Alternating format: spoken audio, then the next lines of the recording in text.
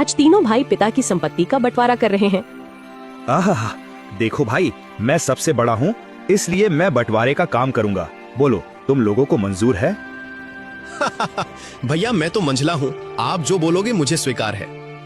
भैया आप दोनों तो मेरे बड़े भैया हो, मैं तो सबसे छोटा हूँ। आप लोग जो फैसला करोगे मैं उसे स्वीकार कर लूंगा। पिता के जाने के बाद आप दोनों को मैं पिता स्वरूप मानता हूँ। तो फिर ठीक है, सबसे पहले हम खेतों का बंटवारा करते हैं। देखो भाई, हमारे पास 2 खेत हैं और एक मेड़ है।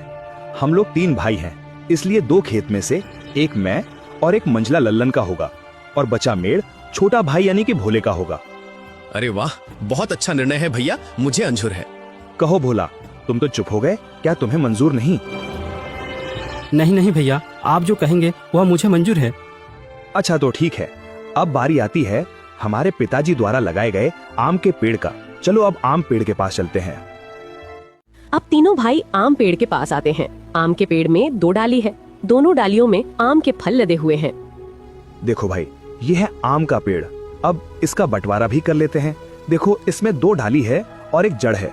इन 2 डाली में से एक डाली मेरा होगा और एक लल्लन का होगा और जड़ भोला का होगा। बहुत अच्छा भैया, ये फैसला भी मुझे मंजूर है। आप लोग तो बड़े हो, मैं तो सबसे छोटा हूँ। मैं भला आप लोगों के बात को कैसे टाल सकता हूँ? मुझे भी मंजूर है भैया। अब तीनों भाई घर के पास आते हैं। अब घर का बंटवारा भी होना है। तो फिर ठीक है, अब बारी आती है इस घर की। इस घर में 4 कमरे हैं और एक छत है। 2 कमरा मेरा होगा और 2 कमरा लल्लन का, और जो खप्पर का छत बच जाएगा वो भोला का होगा। भीमा के इस फैसले से भोला बहुत दुखी हो जाता है। फिर भी बड़े भाई का फैसला मानकर वो कुछ नहीं कहता है। इस तरह घर का बंटवारा भी पूरा हो जाता है। अरे भैया, खेत, पेड़ और घर के बाद और एक जरूरी चीज तो आप भूल ही गए। अरे लल्लन, वो क्या जरूरी चीज है जो मैं भूल गया हूँ? क्या तुम मुझे याद दिला सकते हो?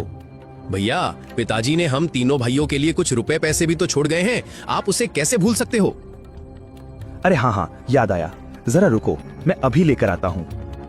बड़ा भाई भीमा घर के अंदर से एक मटका लेकर आता है जिसमें कई सिक्के भरे थे और उनमें से कुछ पुराने जमाने के सिक्के भी थे। देखो भाइयों, इसमें से 2 प्रकार के सिक्के हैं। एक जो अभी वर्तमान में चल रही हैं, वहीं दूसरा जो हमारे दादा के दादा जमाने के हैं, यानी कि बहुत पुराने जमाने के सिक्के हैं, जो कि कुछ अजीब धातुओं के साथ बनाया गया है। तो भैया, अब इन सिक्कों का कैसे बंटवारा करोगे आप? तो सुनो, अभी के जमाने में जितने भी सिक्के चल रहे हैं, उन सिक्कों को मैं और मंझला भाई लल्लन का होगा, और जो सिक्के बहुत पुराने हैं, जो कि पुराने धातुओं से बनाए गए हैं, वो भोला का होगा। इस तरह दोनों भाई रुपए पैसे को भी ले जाते हैं। देखो भोला, पुराने जमाने के सिक्के में सिर्फ 4 ही सिक्के बचे हुए हैं। तुम चाहे तो इन 4 सिक्कों को ले जा सकते हो। और बहुत ही पुराने जमाने के 4 सिक्के भोला को देते हैं। भैया आप दोनों तो सारे रुपये पैसे ले लिए। अगर मेरे तकदीर में ये सिर्फ 4 रुपया ही लिखा है तो मैं उसे स्वीकार करता हूँ। भोला अपने हिस्से के 4 सिक्कों को लेकर घर के अंदर जा ही रहा था कि तभी बड़ा भाई रोककर कहता है, अरे भोला, तू पगला गया है क्या? तूने सुना नहीं? बंटवारा हो गया है। अब इस घर में हम रहेंगे। तुम्हारा हिस्सा तो छत में है, तुमको तो बंटवारा छत में दिया गया है। अब तुम उस खप्पर छत में जाकर रह सकते हो। इस घर के अंदर अब तुम नहीं रह सकते। अब ये घर हम दोनों का हुआ। भैया आप ही कैसी बातें कर रहे हो? मैं कहाँ जाऊँगा? मेरा तो अभी अभी शादी हुआ है, मैं कहाँ रहूँगा भैया?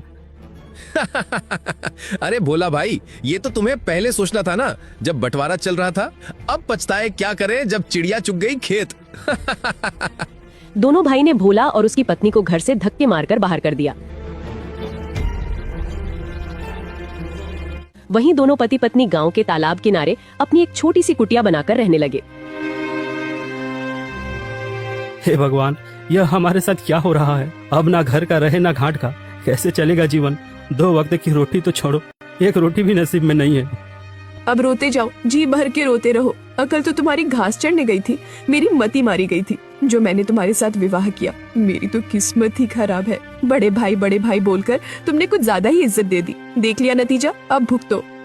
पद्मा, वह दोनों मेरे बड़े भाई थे। अब बताओ भला मैं उनसे कैसे सवाल जवाब करता? अच्छा, तुम्हारे बड़े भाइयों ने तो अपने छोटे भाई के लिए कुछ नहीं सोचा, सब कुछ तो रख लिया। तुम्हारे हिस्से में क्या दिया है?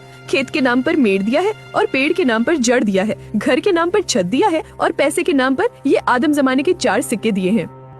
पद्मा, अब बस भी करो, और कितनी ताने मारोगी? अब छोड़ो उन बातों को। चलो छोड़ दिया, अब बताओ आगे का क्या? क्या करोगे, क्या खाओगे, कुछ बताओगे मुझे? अब मैं क्या करूं पद्मा, अब तो मेरे पास कुछ भी नहीं है। एक काम करता हूँ, मैं मुखिया के पास इन पुराने सिक्कों को लेकर जाता हूँ।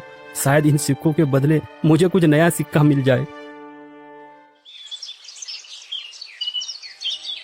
भोला बड़ी उम्मीदें के साथ उन 4 सिक्कों को लेकर मुखिया के पास जाता है। अरे भोला, तुम यहाँ? बताओ कैसे आना हुआ? मुखिया जी, मेरे पास यह सिर्फ 4 सिक्के ही हैं। क्या आप इन सिक्के के बदले मुझे कुछ नए सिक्के दे सकते हैं? अरे भोला, ये सिक्के बेकार हैं, अब ये चलन में नहीं रहा। भला तुम्हें इन सिक्कों के बदले कौन पैसे देगा? सच में तुम बहुत भोला हो। अब मैं क्या करूं? हे भगवान, मैं तो बर्बाद हो गया, मेरा सब कुछ लुट गया। अब देखो भोला, मैंने भी तुम तीनों भाइयों के बंटवारे की बात सुनी है। सुनकर बहुत बुरा लगा। दोनों भाइयों ने तो सब कुछ ले लिया और बदले में तुम्हें कुछ नहीं दिया। ऊपर से उन निर्दयी भाइयों ने तुम्हें घर से भगा भी दिया। हे भगवान, ऐसा भाई तो दुश्मनों को भी ना मिले। अभी क्या करूं मुखिया जी? लगता है मेरी तकदीर में कुछ नहीं है, मेरा मर जाना ही ठीक है। तुम्हारी दुख मुझे देखा नहीं जाता भोला, पता नहीं क्यों। वैसे तो मैं किसी के ऊपर दया नहीं करता, फिर भी तुम्हारा दुख देखकर मेरे जैसे कठोर दिल भी आज पिघल गया। एक काम करो भोला, कल से तुम और तुम्हारी पत्नी मेरे खेतों पर काम करो। मैं जितना मजदूरी दूसरे मजदूरों को देता हूँ, उससे ज्यादा मजदूरी मैं तुम दोनों को दूंगा। वैसे भी तुम्हारे पास अभी कोई काम नहीं है। हाँ मुखिया जी, मैं आपके यहाँ काम करूंगा, मेरी पत्नी भी काम करेगी। ठीक है भोला, तो फिर कल सुबह से खेत पर काम के लिए आ जाना। और ये तुम अपने सिक्के अपने पास ही रखो, शायद यही तुम्हारी 4 रुपए की तकदीर वाली निशानी है। भोला उदास होकर वापस अपने कुटिया पर आता है। भोला की पत्नी रास्ता देख रही थी। भोला अपनी पत्नी के पास आकर सारी बातें बताने लगता है। अब यही दिन देखना बाकी था, अब हमें दूसरे के खेतों में काम करना पड़ेगा। हाय रे मेरी किस्मत। अब देखो पद्मा, तुम ज्यादा ज्ञान मत दो, हमें काम मिला है, कल से काम पर जाना है। इस तरह दिन गुजरता गया। भोला और पद्मा अब मुखिया के खेतों पर काम करने लगे। रोजी रोटी का एक जरिया उन्हें मिल गया। खेतों पर फसल लहलहाने लगी। अरे भैया, इस साल तो हमारा फसल बहुत अच्छा हुआ है। हाँ भाई, इस साल तो बहुत ज्यादा फसल हुआ है। इस साल बहुत आमदनी होगा। अब चलो भैया, अब घर चलते हैं, कल सुबह फिर आएंगे।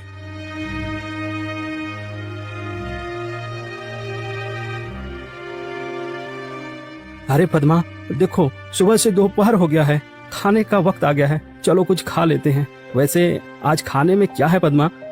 घर में जो भी थी रूखी सूखी सब ले आई हूँ, जाकर ठूसो।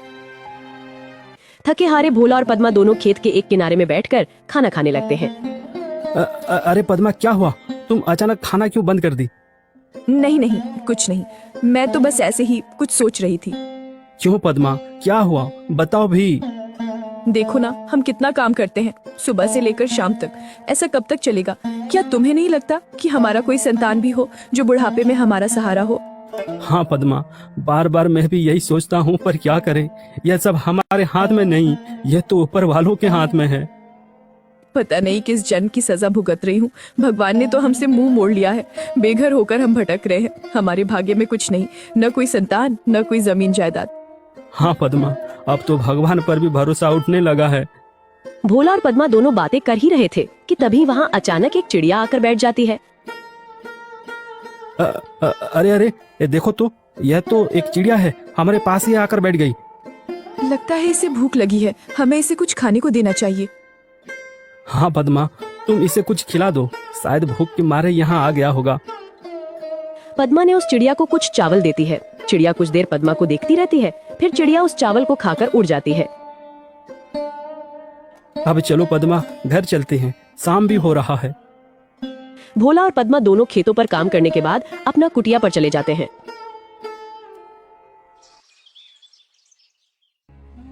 सुनिए भोला जी, ये फावड़ा उठाओ और मेरे साथ चलो। पर कहाँ? तुम फावड़ा लेकर कहाँ जाने की बातें कर रही हो?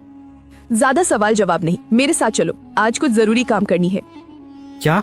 कोई जरूरी काम? वो भी इस वक्त रात को? हाँ जी, आज हम वो काम करने जा रहे हैं जिसे आपको पहले ही कर लेना चाहिए था। पद्मा के कहने पर भोला फावड़ा उठाता है।